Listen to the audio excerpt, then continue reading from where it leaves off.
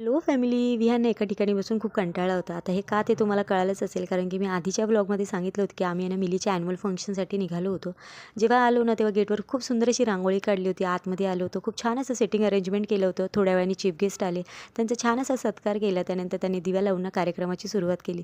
सुरुवातीला तर मस्त असा भरतनाट्यमचा डान्स झाला होता आणि खूप सुंदर कॉस्ट्यूममध्ये ना खूप छान छान मुलं वाटत होती आणि त्यांना बघून कुठेतरी आपलंही लहानपण असं जगावंसं वाटत होतं, कारण की आपल्या वेळी ह्या सर्व काही ॲक्टिव्हिटीज नव्हत्या, पण आपल्या मुलांमुळे त्या आपल्याला अनुभवायला भेटतात. त्याचा खूप आनंद होता.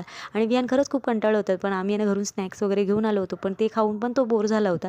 त्यानंतर म्हणून असं काहीतरी चाळे करत होता तो. नंतर मग मुलांचा कार्यक्रम संपला, मिलीला घेतला आणि त्यानंतर मग आम्ही घरी येण्यासाठी निघालो. बसमध्ये जाताना तर काही गर्दी नव्हती, पण येताना खूप गर्दी होती.